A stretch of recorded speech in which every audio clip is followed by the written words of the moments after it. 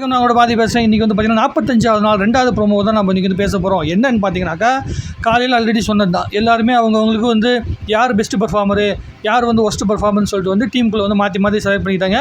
அப்போ வந்து விக்ரமை வந்து பார்த்திங்கன்னா ரம்யா வந்து ஒழுங்காக வேலை செய்யலை அப்படின்னு சொல்லிட்டு வந்து செலக்ட் பண்ணியிருந்தாங்க. இந்த பக்கத்து வந்து ரம்யா தானே சொல்லிட்டாங்க அப்படின்னு சொல்லிட்டு வந்து விக்ரம் என்ன பண்ணிட்டாரு, ஒஸ்ட்டு பர்ஃபார்மன்ஸ் சொல்லிட்டு வந்து ரம்யாவை செலக்ட் பண்ணிட்டாங்க. ஸோ அவங்க ரெண்டு பேத்துக்குள்ள ஒரு கிளாஸ் ஆகிடுச்சு. அப்போ ரம்யா உட்காந்துட்டு மண்டையை பிடிச்சிட்டு உட்காந்துருந்தா ஃபஸ்ட்டு ப்ரோமோவில் வந்துச்சு. அதோடைய கண்டினியூஷன், அதாவது தொடரும் போட்ட மாதிரி அப்படியே மெகா சீரியல் மாதிரி கடந்து போயிருக்குது. அதாவது நான் நேற்று வந்து பர்ஃபார்ம் பண்ணும்போது நான் விக்ரம் வந்து என்ன பர்ஃபார்ம் பண்ணான்னு பார்த்து தானே அவர் ஒழுங்காக ஒன்றும் பர்ஃபார்ம் பண்ணலை. அதனால தான் நான் அவர் பேரை சொன்னேன். பட் ஆனால் இவங்க ஒவ்வொருத்தங்களும் வந்து என்ன செய்கிறாங்கன்னா, அவ்வளோ ஹார்ட் ஒர்க் பண்ணி நான் வந்து நேற்று வேலை செஞ்சுட்டு இருந்தேன். பட் ஆனால் அவங்க அதெல்லாம் புரிஞ்சிக்காமல் என்னை இன்னும் காயப்படுத்திக்கிட்டே இருக்காங்க. அதுவும் இல்லாமல் இவங்க வந்து ஒரு விஷயத்தை சொல்லும்போது அது பின் பாயிண்ட் பண்ணி சொல்லும்போது ரொம்ப ஹர்ட்ஃபுல்லாக இருக்குது அப்படிங்கிற மாதிரி வந்து ரம்யா சொன்னாங்க. அது கேட்கும்போது ரொம்ப இதாக இருக்குது. இந்த இடத்துல இனிமேல் என்னால் சர்வே பண்ண முடியுமானே தெரியல அப்படின்னு வந்து வெளியே போகிறதுக்கு ரெடியாக இருக்கிற முதல்ல வந்து ஆதிரின்னு ஒரு புள்ள வந்துட்டு உள்ளுக்குள்ளே வந்துட்டு வெளியே போகிறதுக்கு எந்த அளவுக்கு வேகமாக இருந்துச்சோ அந்த வேகத்தை வந்து பார்த்தீங்கன்னா ரம்யாட்ட பார்க்க முடியுது. அந்த டிசப்பாயின்மெண்ட்டை வந்து ரம்யாட்ட பார்க்க முடியுது. இதே மாதிரி நம்ம உட்காந்துட்டு இருந்தோம்னா நம்மளால் சர்வே பண்ண முடியாது அப்படிங்கிற மனநிலைக்குள்ள ரம்யா இருக்கிறாங்களோ அப்படிங்கிற ஒரு கேள்விக்குறி வந்து நம்மகிட்ட வந்துகிட்டே இருக்குது. ஸோ இதே லெவலில் போகுமா, இதுக்கு மேலே போகுமா, இதுக்கு கீழே போகுமா அப்படிங்கிறத நம்ம பொறுத்து தான் பார்க்கணும். உங்களுக்கு என்ன தோணுது அப்படிங்கிறத நீங்கள் தாராளமாக கமெண்ட் எழுதுங்க. விக்ரம் பொறுத்த வரைக்கும் விக்ரம் வந்து பார்த்திங்கன்னா காக்ரோச் தியரி அப்படிங்கிற ஒரு தியரியை வந்து பயன்படுத்துகிறாரு. எப்படின்னா, நமக்கு என்ன கொடுக்குறாங்களோ அதை ரிட்டன் கொடுத்துடலாம்.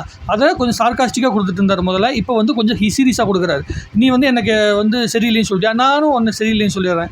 அதுக்கு மேலே உனக்கு பாயிண்ட் கிடையாது, நான் மார்க்கிங் பண்ணிடுறேன். ஆனால் விக்ரம் வந்து பேசிக்காக ஃபஸ்ட்டு எடுக்கிற ஸ்டாண்டு வந்து கொஞ்சம் ஜென்யூனான ஸ்டாண்டாக தான் இருக்கும். அதுக்கு மேலேயே அவங்க புரிஞ்சிக்காமல் வாழ்னு கத்திட்டு இருக்காங்கன்னா இவரு கூட சேர்ந்து வாழ்னு கத்துவார். இல்லை வந்து முகஸ்துதி முகத்தில் இந்த ரியாக்ஷன்லாம் கொடுப்பாங்களே ஒரு மாதிரி வந்து இரிட்டேட் பண்ணுறது, ஒழுங்கு காட்டுறது, அந்த மாதிரி வேலைங்களாம் விக்ரம் பண்ணுவாப்பில். ஸோ அதுதான் இப்போதைக்கு அவருடைய ஸ்ட்ராட்டஜி அப்படின்னு வந்து ஓடிக்கிட்டு இருக்குது. இன்னொரு பக்கத்து வந்து பார்த்திங்கன்னா, இந்த கேம் போயிட்டுருக்கிற சூழ்நிலை வந்து ஒரு எப்படி சொல்கிற, ரம்யா மாதிரியான ஆட்கள் காலையிலே நான் வந்து வீடியோ போடும்போது சொல்லியிருந்தேன், ரம்யா மாதிரியான ஆட்களுக்கு இந்த கேம் வந்து ரொம்ப ரொம்ப சென்சிட்டிவான கேமு. ஏன்னா அவங்க சாமானிய குடும்பத்துலேருந்து சாமானிய வீட்டிலேருந்து வந்திருக்காங்க. எந்த பேக் போனும் கிடையாது, யாருமே இல்லாமல் சின்ன வயசுலேருந்து வளர்ந்த பிள்ளை. அதனால் அவங்களுக்கு வந்து மற்றவங்ககிட்ட அந்த கம்யூனிகேஷன் ஸ்கில் அப்படிங்கிற விஷயம் கொஞ்சம் கம்மியாக இருக்கும். ஆனால் அது கம்மியாக இருக்குது அப்படிங்கிறனால அது தப்பான விஷயம் அப்படின்னு நம்ம சொல்லிட முடியாது. இன்னொரு பக்கத்து வந்து பார்த்திங்கன்னா, இன்னொரு விஷயம் என்னென்னா, ரம்யாவை பொறுத்தவரைக்கும் உள்ளுக்குள்ளே ஒரு ஃபேமிலி மாதிரி இருக்கணும், நம்மளே காயப்படுத்திக்கூடாது அப்படிங்கிற மனநிலைக்குள்ளே தான் உள்ளுக்குள்ளே வந்துருக்குறாங்க. ஸோ அப்படி உள்ளுக்குள்ளே வந்து அந்த புள்ளை வந்து நிறைய பேர் காயப்படுத்துறாங்க. அப்படி ஆரம்ப காலத்தில் ரம்யாவே நிறைய பேர் வந்து காயப்படுத்திட்டு இருந்தாங்க புரிஞ்சிக்காம. பட் ஆனால் அது இன்னும் நமக்கு இது ரிட்டன் வரும்போது எல்லாருமே ஃபேக்காக இருக்காங்களோ, எல்லாருமே ஒரு மாதிரி வந்து விளையாடுறதுக்காக மட்டுமே பண்ணியிருக்காங்களே, இது வந்து எந்த இடத்துல வந்து நியாயமான விஷயம் அப்படின்னு வந்து தோணுது அப்படிங்கிற மாதிரி ரம்யாவோட முகத்தில் தெரியுது. அந்த விரக்தி வந்து தெரியுது. காலையில் வந்து பார்வதிக்கு இப்போ ஒரு 10 மணிக்கு ஒரு 2 மணி நேரத்துக்கு முன்னாடி பார்வதியில் உட்காந்து வந்து அட்வைஸ் பண்ணிட்டு இருந்துச்சு. வாழ்க்கைனா என்ன, நான் என்ன பண்ணிட்டுருக்கேன், இந்த மாதிரி அட்வைஸ் பண்ணுறவங்களாம் ரொம்ப நாளைக்கு நிற்க மாட்டாங்க. அடுத்த வாரமே மக்கள்கிட்ட சிம்பத்தியை வந்து கிரியேட் பண்ண முயற்சி பண்ணுவாங்க. அந்த சிம்பத்தி இல்லாமல் வெளியே போயிடுவாங்க. அப்படி தான் நடக்கும். ஸோ அப்படி தான் இந்த பிள்ளைக்கு நடக்குமோ அப்படிங்கிற ஒரு கேள்வி இருக்குது. ஒரு ரெக்கார்ட் டான்ஸ் ஆடிட்டு இருக்கிற பிள்ளை, ஸ்டேஜில் ஆடிட்டு இருக்க பிள்ளை அப்படிங்கிற பேரை தாண்டி இங்கே ஒரு நல்ல பேர் வாங்கிட்டு வரணும்னு உள்ளே வந்தது. பட் ஆனால் சாமானிய மக்களுக்கு அந்த விசிபிலிட்டி ஏன் கிடைக்க மாட்டேங்குது அப்படிங்கிற எனக்கு ஒரு கேள்வி அடிக்கடி வரும். பிக் பாஸ் பார்க்கும்போதெல்லாம் விஜய் டிவி ப்ராடக்ட்ஸ்க்கு எல்லாத்துக்குமே ப்ரோமோவில் வந்துடுவாங்க. இல்லை சம்மந்தமே இல்லாமல் ஆன்லைனுக்குள்ளே வந்து இந்த திவாகர் மாதிரி, அந்த பார்வதி மாதிரி நெகட்டிவ் மைண்ட் செட்டில் வந்து பேசிகிட்டு இருக்கிற ஆட்களுக்குலாம் நல்ல விசிபிலிட்டி வந்துடும். ஆனால் ஒரு சாமானிய குடும்பத்துலேருந்து வர எல்லாருமே ஒரு நெகட்டிவான ஒரு இடத்துல கேமே ஆட தெரியாத வெளியே போனவங்க மாதிரி தான் பல பேர் வெளியே போயிருக்காங்க. இதுக்கான காரணம் என்ன அப்படிங்கிறது எனக்கு இது வரைக்குமே எனக்கு சரியாக புரியல. அது பிக் பாஸ் டீமுக்கு தான் தெரியும், அவங்க தான் அதை பிளான் பண்ணுறாங்க. ஸோ அவங்களுக்கு தான் அது புரியும். ஸோ எனக்கு தெரிஞ்ச வரைக்கும் இதுதான் உண்மையான ரீசன். என்னென்னா, வளர்ந்தவன் இன்னும் வளர்த்துறதுக்கு தான் இந்த மாதிரி டிவி ப்ரோக்ராம் நடக்குதோ அப்படின்னு எனக்கு கேள்விக்குறி இருக்குது. ஏன்னா இந்த கனெக்ஷன் ப்ரோக்ராம் அது இதுன்னு விஜய் டிவியில் நிறைய ப்ரோக்ராம் நடக்கும். கொஞ்சம் அரசியல் பேசலாம். அந்த என்ன அரசியல்னால் சினிமா, இந்த டிவி அரசியல். எப்படின்னா எல்லா டிவிலையுமே வந்து அந்த டிவிக்குள்ளே ஃபேமஸ் ஆனவங்க, இல்லை சினிமாவில் ஃபேமஸ் ஆனவங்களை கூட்டிகிட்டு வந்து அவங்கள என்டர்டெயின் பண்ணுறாங்களே தவிர அவங்களுக்கு ஆல்ரெடி காசு இருக்கும். அவங்களுக்கு ஒரு 10,000 ப்ரைஸ் 5,000 ப்ரைஸ் கொடுக்கல ஒரு பெரிய மேட்டரே கிடையாது. ஆனால் சாமானிய மக்களுக்கு அந்த 10,000 பெரிய காசு இல்லை.